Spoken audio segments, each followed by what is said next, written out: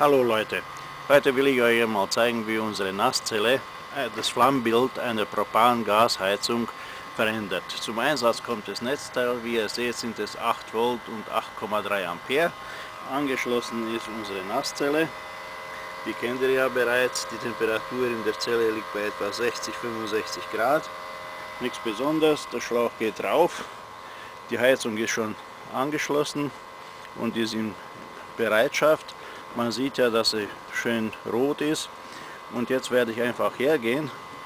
Die Gasmenge, glaube ich, die sieht man, es ist ganz wenig aufgedreht und jetzt werde ich einfach hergehen und dieses Gas einfach der Heizung mit beimischen, einfach in den Luftstrom reinhalten und dann werdet ihr sehen, wie sich jetzt das Flammbild verändert. Es dauert jetzt ein bisschen. Das Ganze ist jetzt ein bisschen Fummlerei, weil nichts richtig festgemacht ist. Aber ihr seht, wie jetzt die Flamme richtig aus der Keramik rausschießt und schön vor sich hin brennt. Jetzt werde ich mal das Gas wieder entfernen. Dann sieht man, das hört auf. Die Keramik kriegt schon wieder eine andere Farbe.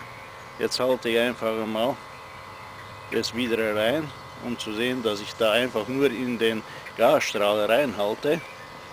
Und jetzt sieht man das Ganze schon wieder, die Flamme steigt hoch und fackelt vor sich hin.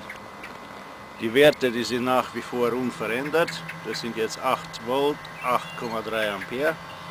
Temperatur ist immer noch die gleiche, das geht hoch und direkt in den Ansaugkanal von der Propangasheizung.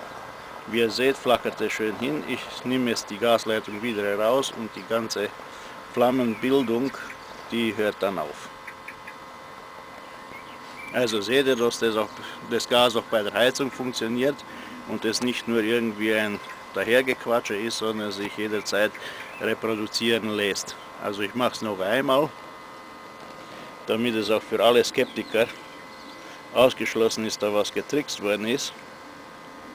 Jetzt halten wir es da rein und dann sieht man, steigen die Flammen einfach hoch. So, dann sage ich, das war es jetzt mit diesem Experiment. Ein anderes wird wahrscheinlich noch folgen. Bis dahin, gute Zeit, macht es gut, tschüss, man sieht sich.